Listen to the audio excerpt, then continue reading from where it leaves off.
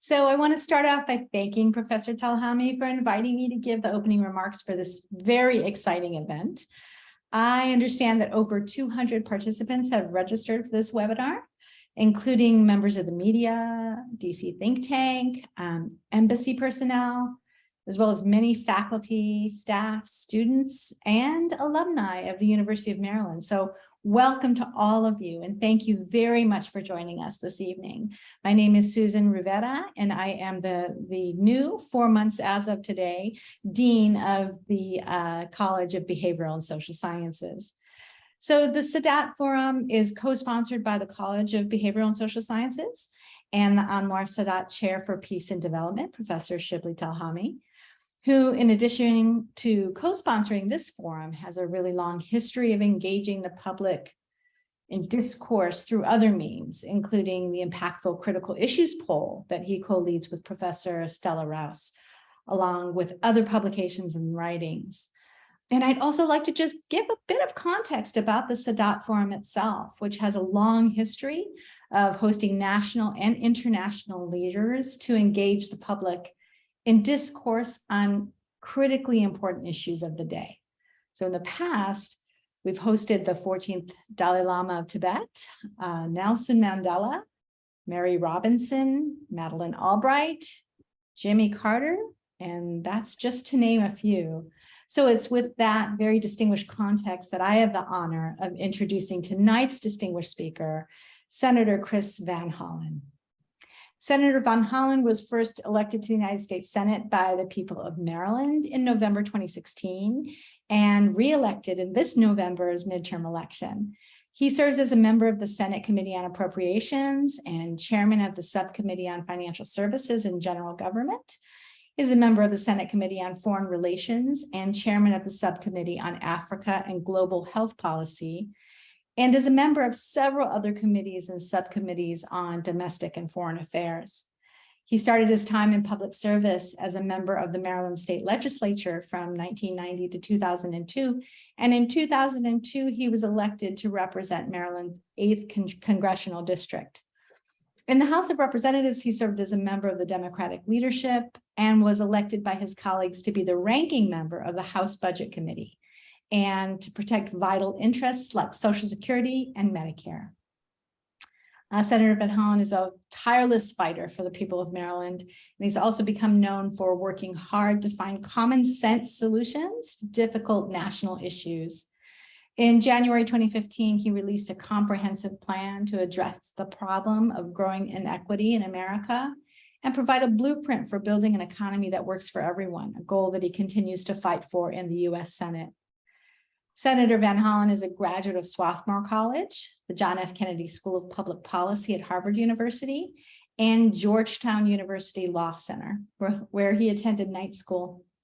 So I would like now to hand the reins over to Professor Shibli Talhami, Professor of Government and Politics, and the Anwar Sadat Professor for Peace and Development, who will lead the conversation with Senator Van Hollen on the impact of the election on domestic and foreign policy. So, Professor Talhami. Thank you, Dean Rivera. It's really a pleasure to have you, and welcome to you too to the University of Maryland. Enjoyed having you as our dean over the past few months. Senator, welcome to University of Maryland again. You know, you have tons of friends at the university and admirers. This is a home for you, I think. And congratulations on the re-election.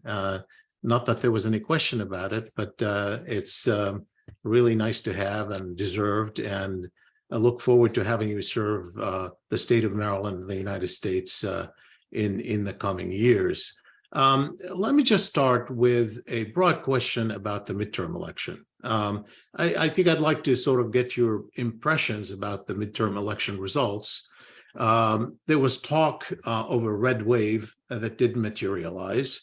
And it turned out that while the economy mattered, issues like democracy and abortion mattered too. And I think the Trump factor appeared to be a big one as well. We've actually just done a poll, a post-election poll, asking voters whether they thought Trump influence the outcome on behalf of the Republicans negatively or positively. Nearly half of respondents said they thought Trump hurt the Republican ticket, and that importantly included 1/3 of Republicans. So obviously that's a factor. There are other people who've done research on this that showed that there was definitely a Trump factor. But I'd like to get your own assessment about how do you read the results and how do you explain them? Well, first, Professor Telhami, thank you for all your leadership at University of Maryland. Thank you for the invitation to join you for the Sadat Chair conversation. And to Dean Rivera, congratulations on your 4-month anniversary as Dean at the University of Maryland, and look forward to working with you as well. And to Professor Reed, thank you for joining us online. So to answer your question, Professor Telhami, I will say I was not surprised in the Senate results. I did think Democrats would hold on to the United States Senate. In fact, I thought we might be able to pick up 1 or 2 seats, and it looks like we're still in a very good position to maybe pick up 1 more during the runoff in the state of Georgia. But you're right that the House races, where it was really predicted that there'd be this big red wave, it never materialized. In fact, I think it's going to settle on around 221 House Republicans, and of course you need 218 for the majority. So that is a very, very thin majority, clearly not a wave. And I think it is because, President Biden framed the election as a choice between, those of us who were running on a record of getting things done for the country over the last 2 years, compared to what is clearly a Republican Party that's been captured by the MAGA crowd. And that's not just my analysis, as you pointed out. That's the analysis of independent observers. It's also the analysis of a lot of Republican commentators, because I think if you look at the independent vote, in midterm elections, the independent vote tends to swing against the party in the White House. And certainly when you have the same party in the White House and both houses of Congress, the independent vote usually goes against them in a midterm election. In this midterm election, Democrats won the independent vote, and it's because independent voters saw Republican candidates, many of them election deniers, many of them Trump MAGA candidates, as just too extreme for their communities, and too extreme for the country. And of course, the Supreme Court decision in Dobbs repealing the rights of reproductive choice guaranteed under Roe simply amplified the point that the Republican Party has become extreme. And so I think that was very much at play during the midterm elections, and accounts for the red wave never materializing. Well, let me actually ask you one question about the Senate before we turn to the House. Obviously, as you noted, the Democrats could end up picking up a seat if Senator Warnock wins the runoff in Georgia on Tuesday. And I know that you've gotten to know Senator Warnock and you admire him. So let's put that aside. Just think about the arithmetic. If in fact the Democrats, what's the difference between having this majority 50, like you've had 50 plus the vice president, and having the extra 51 senator on the Democratic side in terms of your ability to pass legislation or things like ending the filibuster? Do you see a big difference between the 50 and the 51 in terms of what you would be able to do in the Senate? Well, there is a big difference. And first of all, Senator Raphael Warnock is very focused on doing right by the people of Georgia. And he's been a great United States senator. So the difference of one clearly gives us a little bit more room to maneuver within the Democratic caucus. I think we've seen lots of votes come down to 50-50 in the United States Senate. If we can have 51, again, a little bit more room to maneuver on the legislative front. But I would say that the differences are even more meaningful in some other ways potentially, which is that when you're at 50-50, all the committees under our current agreement with Republicans are split down the middle 50-50, which means anytime Republicans, for example, on the Foreign Relations Committee or on any other committee, decide to vote en bloc against a nomination or a piece of legislation, it makes it much more time consuming to bring it to the floor of the United States Senate. And in the Senate, time is really important because your capacity to get things done is a race against the clock. So it will mean, for example, on judicial nominees, on other of the Biden administration nominees, we'll be able to process them and vote on them more quickly with 51 than with 50.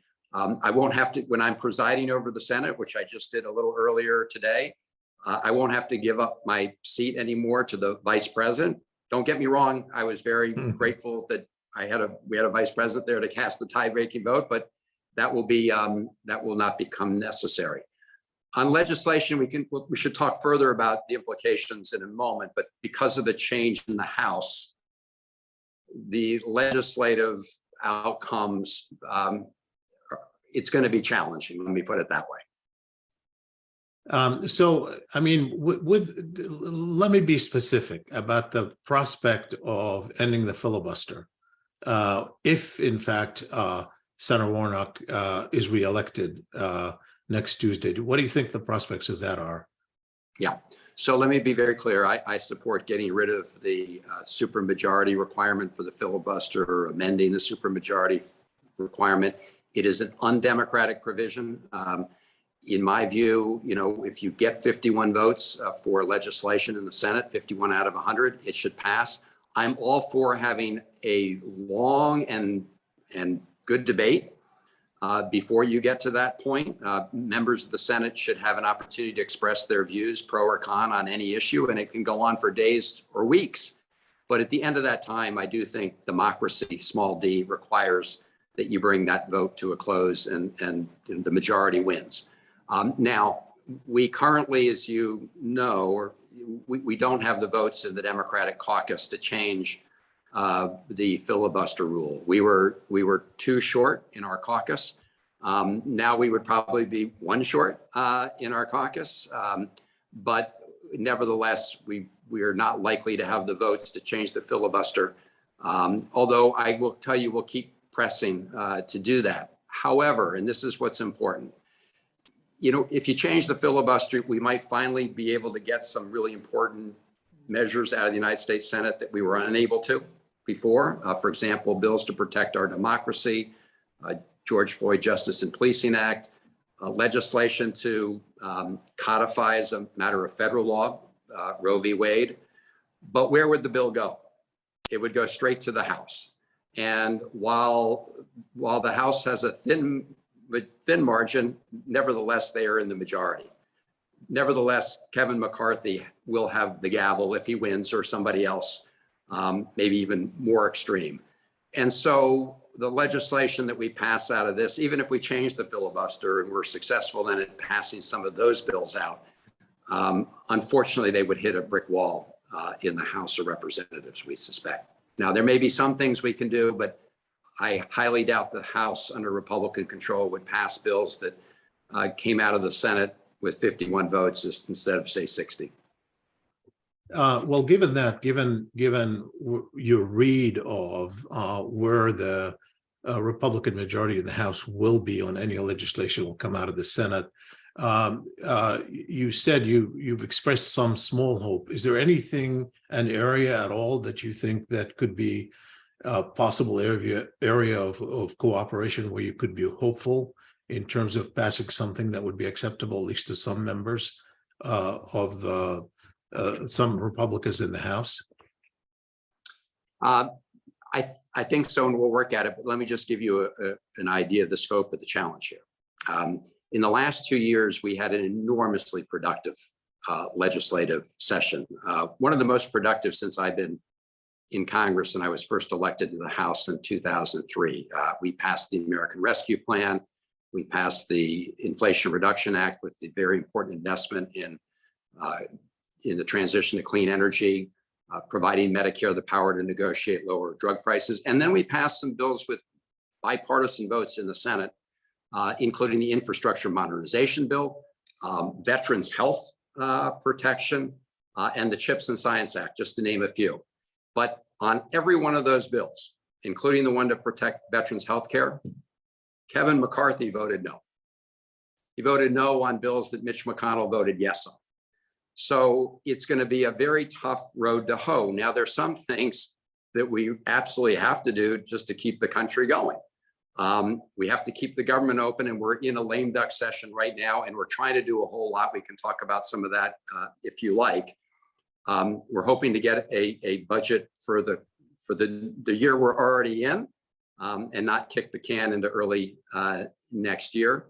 And then Kevin McCarthy, the speaker wannabe, has threatened already to prevent the United States from making good on our debt payments sometime next year when the existing debt ceiling is hit. That would cause an economic catastrophe. But already they're threatening to not allow the United States to pay its bills unless they make some deep cuts to parts of the budget that many of their members have wanted to cut, including things like Medicare and Social Security. So the bottom line is there are going to be some things we would have to do to make sure that we avoid economic meltdowns and to make sure we keep the government going. Beyond that, I hope I have worked myself on a number of bipartisan measures in the United States Senate, some on foreign policy, and I know we're going to get to some of those issues. I've worked with Senator Toomey from Pennsylvania on a number of bills on economic sanctions relating to things like North Korea, cracking down on officials in China who are cracking down on human rights in Hong Kong, and a number of other measures. So there may be some areas in the national security realm where it'd be more fruitful to find some bipartisan support, but I think you get a sense of just how difficult it will be with this crowd that we expect to be in the majority in the House coming on board. Again, good news is we got a lot done, and the Biden administration it has a huge amount of work to do to implement the measures we've passed in the last 2 years. So and I will let me just also quickly say, and I mentioned this, the good news is, if you're going to pick a House in which to maintain a majority, you would choose the Senate. And for one reason is our ability to continue to move forward on judicial nominees and other important other work like that. One area where I think there also might be impact, and historically an area where there's been some bipartisan coordination, but not recently, and that is foreign policy. And in particular, I'm speaking about Ukraine. Now, the Biden administration has been very decisive in supporting Ukraine from the beginning, first sharing intelligence, then rallying a lot of allies behind supporting Ukraine, but more importantly, providing enormous amount of aid to Ukraine, material aid, financial aid, intelligence, diplomatic aid. And it's obvious that without such aid on the scale that it was provided, it's hard to imagine that Ukraine could have fought as well as it has so far in that war. Now, we have heard voices, as you know, from some of the Republicans in the House that they are less supportive, and they intend to be less supportive of aid to Ukraine. How do you think that is going to impact what the Biden administration can and cannot do in providing further aid to Ukraine as the war goes on as it's likely to go on, as we know, it's good, there is no ending in sight, not even an opening for major diplomatic talks at the moment. Well, I think you put your finger on a very real risk in the Republican Party of today, especially in the House of Representatives. And if I could just back up for a moment, because we have assembled a very important coalition of democracies around the world to fight back against Putin's aggression in Ukraine by supporting the people of Ukraine, who I think have inspired so many of us. And as you indicate, President Biden worked quickly early on to again re-strengthen, shore up our NATO alliance and our relations with democratic partners around the world. And it's paid off because we've had a united front. And you're absolutely right. The United States and our allies have provided a lot of material support to Ukraine, both in terms of weapons and financial support, without which the Ukrainian people would not have the resources to continue this effort. They're obviously on the front lines. They're the ones putting their lives on the line, but they obviously need, weapons to fight with and economic support. And of course, we've also imposed sanctions on Russia, which has weakened their economy, although obviously they continue to reap a lot of profits in the sale of oil, and we're working on that piece as well. But so far, this has been a bipartisan effort, but we've already heard from, again, Congressman McCarthy, that he's not going to be as supportive of helping the people of Ukraine in their fight against authoritarianism. He listens apparently a lot to media folks like Tucker Carlson and others who do not believe we should be providing the Ukrainian people with this kind of help, even though they're on the front lines of protecting democracy. And I've spoken directly with the Ukrainian ambassador here, who's doing a terrific job, and I know she's concerned about the possibility that this assistance would be pulled out from under Ukraine. I will say this is one of the reasons during this lame duck session, so between now and the end of the year, we are working hard to pass an emergency supplemental that would include an additional $37 billion for Ukraine. That's on top of the considerable support we've already provided. And I do think we have enough votes in the United States Senate to get that through, and enough Republican votes to clear the 60 votes necessary in the Senate. And of course, right now in the House, we don't need any Republican votes because we have a Democratic majority and they strongly support the aid to Ukraine. So that is one of the reasons, Professor Telhami, we're trying to hedge right now in this lame duck session against the possibility that Republicans would pull the rug out from under the effort to support the people of Ukraine. So here's an interesting, kind of a story that relates to public opinion on this issue.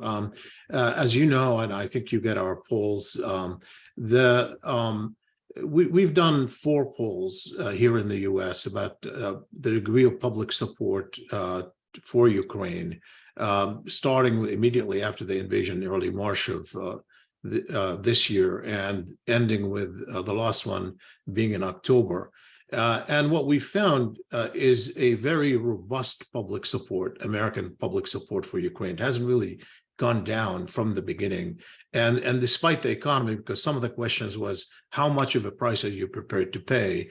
And we had a majority of Americans, every single poll we've done, including the one in October, saying they're prepared to pay a price in increased energy costs and rising inflation. Inflation, as you know, was ranked #1 in the public priority as they went to the polls. And yet they were saying, we're prepared to pay a price even if there's a rising inflation for supporting Ukraine. So that has been one of the things that has anchored the Biden administration's ability to move forward.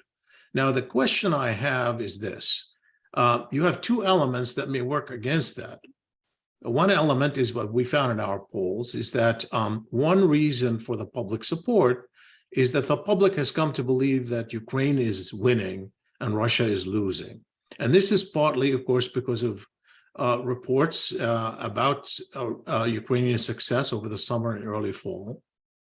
And now, in more recently, we've had less positive stories about how Ukraine is and how long this might take, and the hard fight coming in the winter. And this is going to be amplified almost certainly by Republican leaders in the House, given their likely opposition to increased aid to Ukraine. Are you worried that there will be a diminished public support for Ukraine, given those kind of factors playing at the same time? Well, this is why I think leadership is important, and I do believe that President Biden and his administration will continue to make the case to the American people about why this is so important.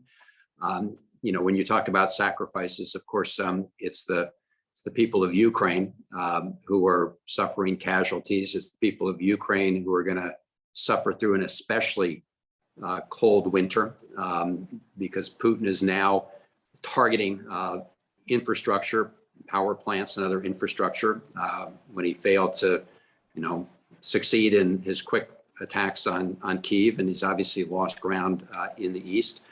But I do think you put your finger on the big challenge, which is to maintain public support, not just in the United States, but as you know, very importantly in Europe, where they're facing higher energy prices because of their strong prior dependence on Russian gas and oil. So I do think this is going to be a test for NATO leaders and other democratic leaders around the world. And I think it's going to be very important that we emphasize that this is a critical moment in this battle, and that we've got to stick with it. And again, remind people of the sacrifices that the Ukrainian people continue to make in order to protect themselves against this attack on democracy. So I do believe that in the end, we will persevere and that we will maintain support. But I think it's going to take an extra effort to explain to the American people and publics in Europe and other places the stakes that we're facing. Even if we are able to sustain the support for Ukraine, it raises a couple of questions. One is about the end game.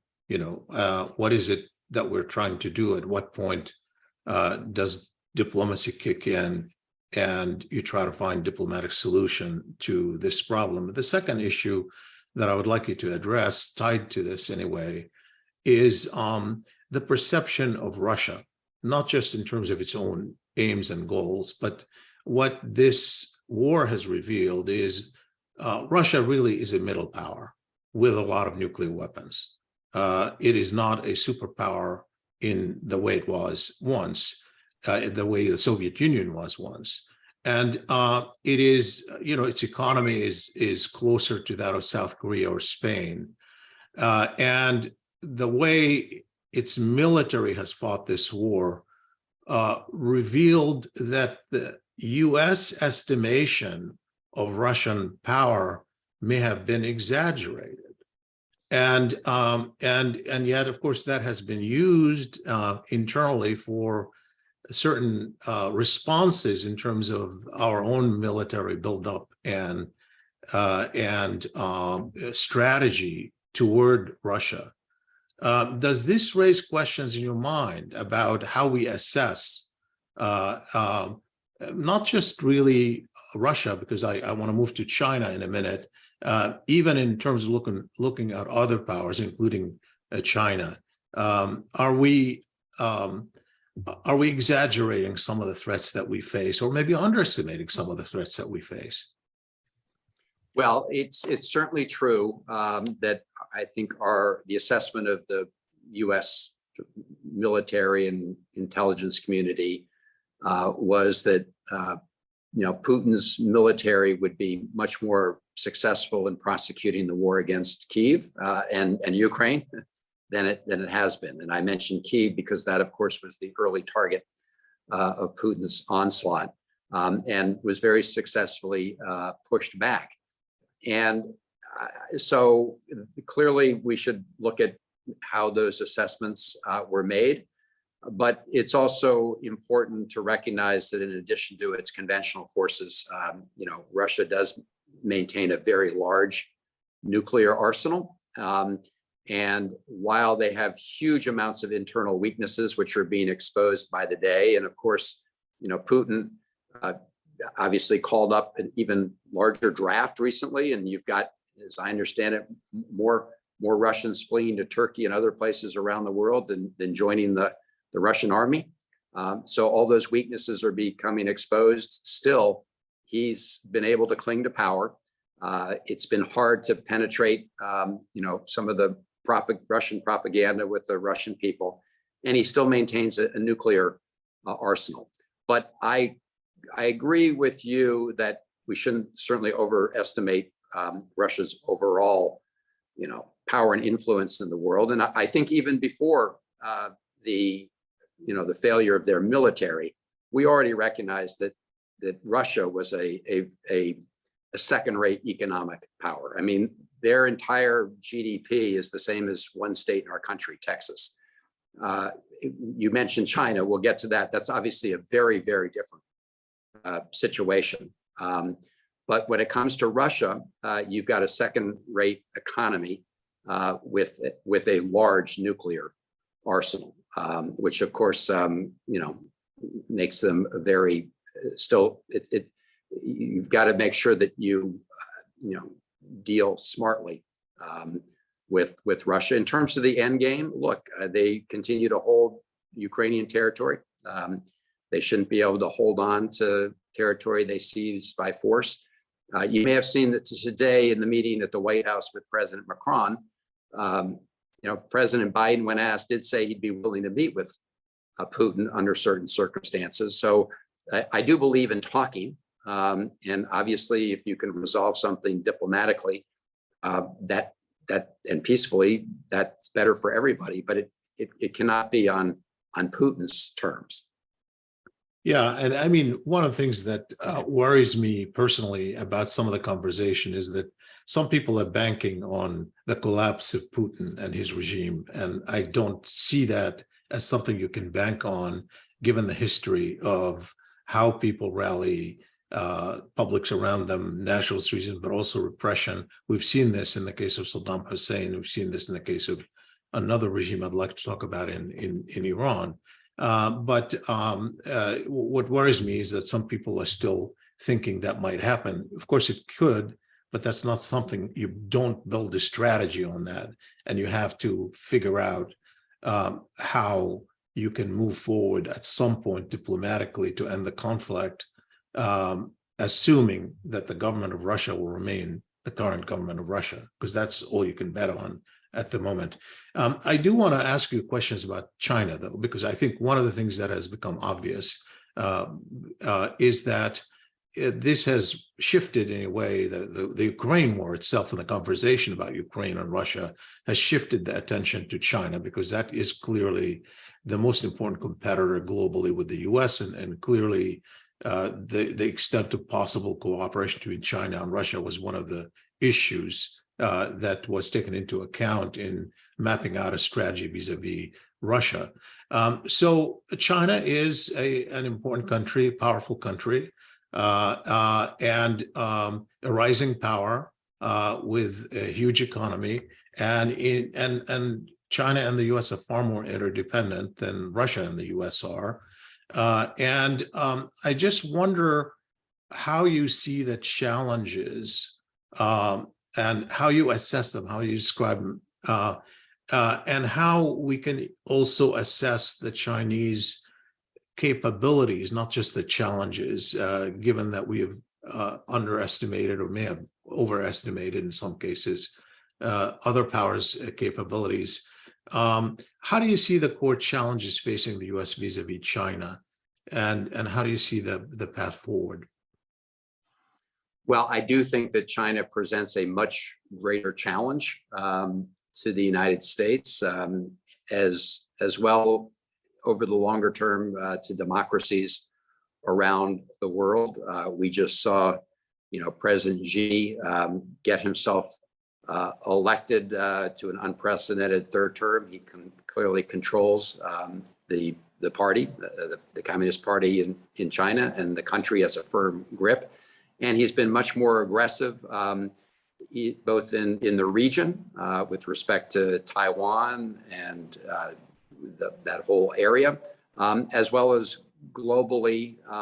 And so in terms of working to export his authoritarian model using tools like the Belt and Road and other things. So a number of things. And of course, this is a topic that could consume a whole hour or two. And so I obviously am not going to do that. But I do think that it involves, this challenge involves a very different strategy than with respect to Russia.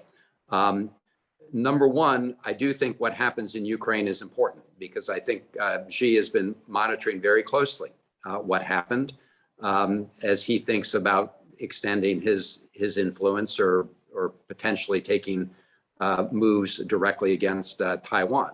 And the fact that Putin has been unsuccessful and was not able to walk into Kyiv, I think has some salutary effect on Xi having to make his own assessments. The other very important thing was how democracies, NATO and other democracies around the world rallied to support Ukraine.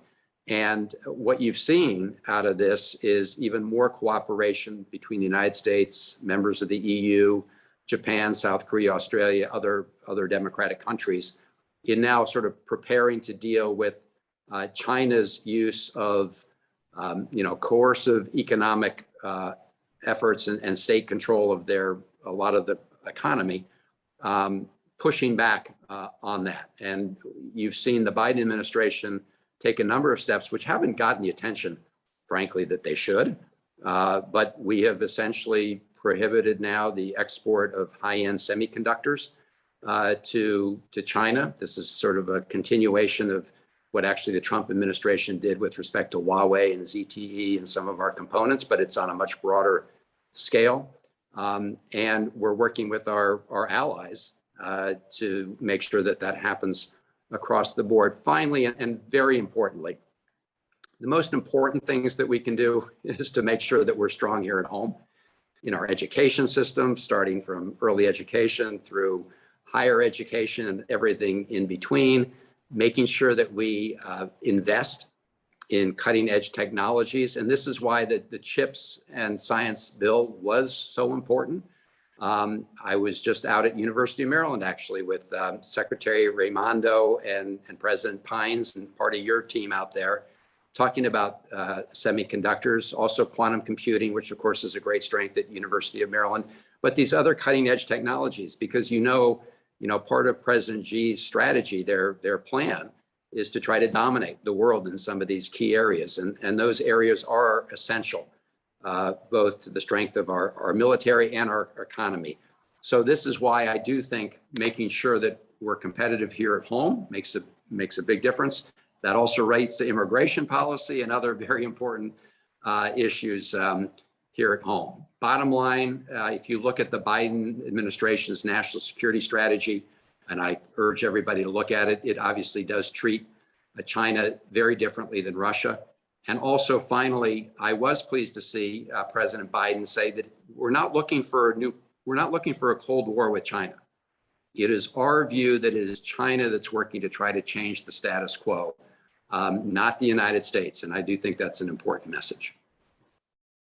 Yeah, and I think that, in addition to these areas of competition, as you had alluded to earlier on, obviously the competition for ideas is huge, because I think in the region that I follow very closely, the Middle East, and I want to take you there right after this, the rulers invoke the China model, by which they mean we want to liberalize economically and maybe socially, but not politically. In fact, increase repression. And some have been very outspoken about it. I mean, even if you look at the Crown Prince of Saudi Arabia, Mohammed bin Salman, he was very clear from the very beginning, even before all of the trouble he got into with after the killing of Khashoggi, the Washington Post journalist. He has been very clear that he wants to institute economic and social reform, but not political reform. He wants to be an absolute monarch. And they see China as providing the model of success where you don't have to reform. And I think that part of the Western assumption, particularly in cultivating strong ties with China, economic ties, was there was a hope that with the economic opening, there will be some political opening. It hasn't happened. And I'm, down the road, I think that is something that a lot of countries are looking at to see, how particularly countries that don't want to open politically. One of those countries, of course, Iran. I want to take you there a little because I want to ask you a couple of questions about Iran policy specifically. The Iranian people have been courageous in protesting at huge risk and with multiple deaths, the repressive religious regime there, and particularly its treatment of women and the women factor in that these protests have been really quite remarkable. So I want to ask you two questions about that. One question about, is there a role for the U.S. here? Obviously, this is an indigenous protest. The U.S. has provided moral support. The U.S. has even actually instituted some sanctions to punish Iran on that. But is there a role for the U.S. in that, in those protests, number one? And number two, and in a way more centrally for our policy, that is the Iran nuclear deal, the JCPOA. Should the two be completely de-linked in the assessment? And it's been surprising to me, honestly, that there has not been 2 years into the Biden administration, there has not been a return to the JCPOA. The president had said in the when he ran for office that he intends to return quickly. Negotiations started. Many had expected this would happen earlier. It hasn't happened. And now, a lot of things intrude, both in Iran and the U.S. And I wonder how both what's happening in Iran and now having a divided Congress in the U.S. will impact the prospects of returning to the JCPOA. Got it. Let me just go back to the top of your remarks there with respect to China, and then I'll get to Iran and JCPOA. And I agree that what China is trying to do is make their model attractive to other countries that want to have authoritarian rule, but try to get some of the benefits of a looser economy. And I think we're learning the lesson the hard way with China, that we don't see any kind of political evolution along with the economic growth, which we had hoped for. But I also think that other countries looking at what's happening in China, for example, right now with the COVID crackdown and their very rigid rules, will also see some of the problems with an authoritarian regime that decided on one strategy and refused to bend to any kind of public opinion. And now you see protesters in the streets who are just fed up with the lockdown, which is just another word for the larger imposition on their ability to express themselves freely. And of course, in Iran, you saw the crackdown go after the Mahsa Amini after she was, brutally beaten up and then died because of her failure to, meet the mullah's dress code. And that obviously sparked a much wider protest against the repression of the Iranian regime. What should our position be? My view is we should stand with freedom of expression and stand with the Iranian people who are protesting for greater freedom. That means sanctioning individuals who are part of the crackdown, but it also means, doing everything we can to make sure that the people in Iran are getting facts and information through everything from Voice of America to our other efforts to get information, true information, to the people of Iran. And one of the exceptions, of course, the Biden administration gave to the sanctions was a general license regarding all efforts to get, communications equipment and information into Iran. The Starlink system is part of that. It's now able to operate freely. There are obviously limitations because you have to purchase, devices for the ground. But as we know, the Iranian people are very hungry for information. You have a large youth population that, by all accounts, is absolutely fed up with the lack of freedoms in Iran, and they want more freedom. So I think we need to be clear that we stand on the side of people expressing their desire for greater freedom. On the JCPOA, look, I think that the Biden administration missed an opportunity early on to simply return to the JCPOA. Clearly, the Trump administration's decision to withdraw from it had one impact, which was obviously Iran no longer complied and began to enrich much more uranium to higher levels. And now they have us in a position where we're very worried about the potential breakout, and clearly they've shortened the timeline.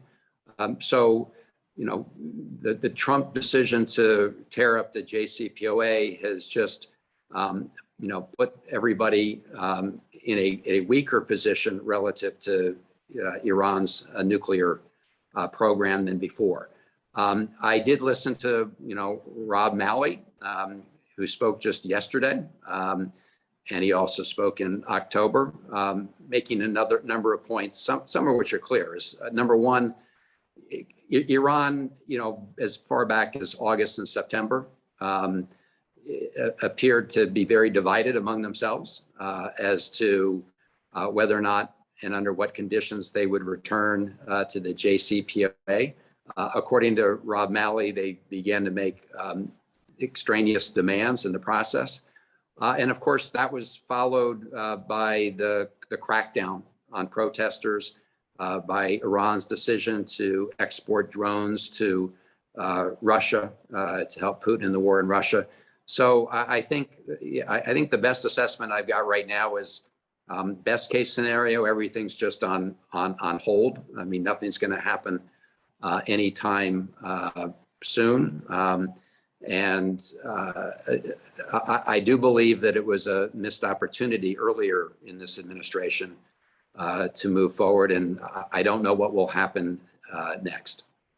I agree with you. I think the problem right now, obviously, is that the same worries that led President Obama to make this a priority issue, namely that in the absence of such an agreement, not only could Iran possibly develop nuclear weapons, but we also face the prospect of a real war in the region that would draw the U.S. in. And I think that calculus has not changed. And therefore, I think, if you look at all the setbacks since, the same calculus remains, which is return to the JCPOA, even if it's not perfect, is better than alternatives. And it's not clear to me that the administration has changed its posture, but I think perhaps with a new Israeli government, I'm going to move to that is opposing the JCPOA more aggressively, led by former Prime Minister Benjamin Netanyahu, who just won an election, coupled with voices in the leadership of the House of Representatives now, might also impact the prospect of JCPOA in ways that the administration may not have foreseen many months ago. So that is obviously an issue that we all have to watch for. And that takes me actually to the Israeli government, because that is something that has generated a lot of discussion after the recent Israeli election. The media has been full of stories about emerging tensions in the U.S. relations with Israel as a new far-right, highly religious government takes shape, with members who hold unabashedly racist and hateful views toward Arabs, including our Israeli citizens, and other groups such as LGBTQ people. Some, like Itamar Ben-Gvir, hail from the Koch group that had been considered terrorist both in the US and Israel, and has been convicted for incitement. And early on in his life, he was denied even service in the Israeli military because he was deemed too extremist. And now he is poised to become a high-ranking member of the Israeli government, possibly in charge of security. It has, so it goes way beyond just the fact that the former Prime Minister of Israel, Benjamin Netanyahu, is going to be probably the future Prime Minister of Israel. And he has had a very rocky relation, typically with Democratic presidents, certainly with President Obama and Vice President Biden when he was vice president at that time. But because of these additional members who are really far-right extremists, and to give you a flavor, Rabbi Rick Jacobs, who is the president of the Union of Reform Judaism, which is the largest Jewish movement in North America, he compared, he said, appointing Itamar Ben-Gvir as public security minister is like appointing David Duke, head of the KKK, to be attorney general. And we see the views that are expressed in the fears that people have.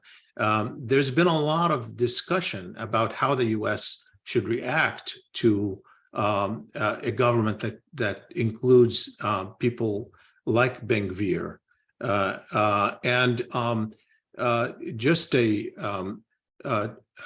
Yesterday, there was an article in the Los Angeles Times that quoted former ambassador to Israel, Ambassador Kurtzer, to say, we provide nearly $4 billion a year to the defense ministry of Israel, he means. And do we want to put our money in the hands of these guys? He's obviously referring to these extremists. And he said, I'd say no. He and Aaron David Miller, two people you know. Aaron David Miller was a seasoned diplomat who also for years mediated the Israeli-Palestinian issue. Also wrote a piece in the Washington Post in which they basically said that the Biden administration should not deal with Ben-Gvir and Smotrich or their ministries if they don't change their views, and suggested that the U.S. should not take for granted the support for Israel in international forums, including the UN Security Council and the International Court of Justice. So you have all these voices, obviously, that typically in the mainstream of the United States and the relationship with Israel, that are so extremely worried that they are basically calling for a different relationship if, in fact, those individuals are in the Israeli government and are in charge of ministries that have to do with the future of the West Bank or internal security or relations between Arabs and Jews. So what are your thoughts? What's your sense, first of all, how the Biden administration is likely to handle this? And two, should we consider things that have not been considered in relations with the new Israeli government? Well, Professor Telhami, I speak as somebody who's been a long time friend and supporter of the U.S.-Israel relationship. And I share so many of the concerns that you raised at this particular point in time, because we now have Netanyahu in the process of forming a government and clearly inviting into the government in what sounds like some very key positions, two individuals at least who, as you say, have been avowed racists in Gvir and Smotrich. These are individuals and these are parties that Netanyahu himself in the past refused to include in his governments. And now he has invited them to join him as part of this coalition.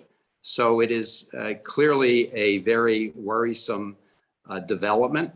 I know that the Biden administration is in the process of doing everything they can to try to limit the potential for damage of the inclusion of these extremist elements within the governing coalition. But I do think the United States is going to need to be very clear that we will be calling out human rights abuses when we see them, because we will lose our credibility if we simply call out human rights abuses when we're dealing with our enemies or adversaries. We have to be willing to do that with our friends as well. And with this development, I think all of us who care about human rights are very, very worried because of the history that you just laid out of at least these two individuals who have a racist, anti-Arab, anti-Palestinian history and present. And I think that we're going to have to see exactly how all of this unfolds. But I do think that the Biden administration is, and certainly needs to be giving a lot of thought to how we're going to proceed, depending on what actions are taken, because the United States should not be party to any further efforts to, solidify, crack down, make worse the occupation in the West Bank. And yet it looks like, Smotrich will be given a portfolio that includes quite a bit of oversight, if not complete, in the West Bank. And of course, Gavir is one of the people who incited, people in places like East Jerusalem and other parts of Israel to violence against Arabs and Palestinians. So this is a very, very difficult moment. And I do think that the Biden administration is weighing its options and doing what it can right now behind the scenes to signal to Netanyahu what its limits will be. But we'll have to see how all this unfolds. It is a very worrisome moment. Yeah, I do. Part of it is I worry that the conversation also distorts some of the issues, including 5.5 decades of occupation. But nonetheless, with the Biden administration strategy, if you recall, Biden has been less critical of some of the things that he obviously didn't like about what Israel was doing over the past couple of years, in the name of keeping a coalition government that perhaps kept someone like Benjamin Netanyahu out of power. In the end, that has not worked. It had no impact. Netanyahu is back. He's a winner. He's going to be prime minister.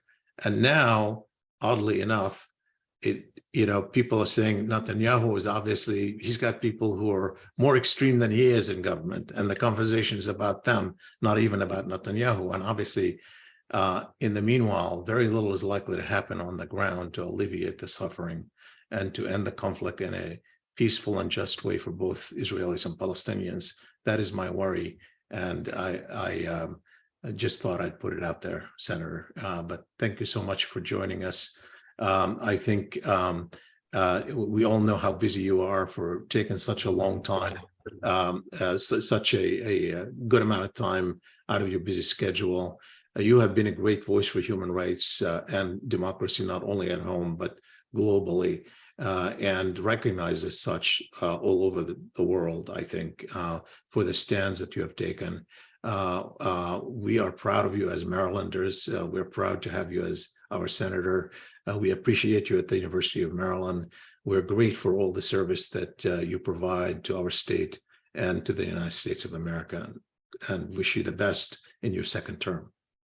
Well, thank you. Thank you very much. And I look forward to continuing this conversation, all parts of this conversation. And I do think when we talk about these recent developments in Israel, as you indicated, there are voices in Israel in all communities, including in the Jewish human rights community, that are extremely alarmed about developments, as we see here in the American Jewish community. And you alluded to one, but there are many that are very vocally expressing their concerns, because one of the underpinnings of the relationship between the United States and Israel that we've talked about are shared values. And clearly, these two individuals, Gvir and Smotrich, and the parties they represent, clearly do not share those values, because they have a history of racism and extremism. So it is important that we continue this conversation on that issue, on Iran, on China, on Russia, on the United States and politics. And thank you for having me as part of the conversation. I should have said at the beginning, thank you to the people of Maryland for the vote of confidence in the recent election. I'm honored to represent you for another term in the United States Senate. And one of the big rallies we had, along with Wes Moore and Aruna Miller, a historic duo as governor and lieutenant governor, one of the rallies we had was right there on campus at the University of Maryland with your students. So it's good to be back with you, and I look forward to many more. Thank you so much. Look forward to seeing you again soon. You too. Thanks. Bye-bye.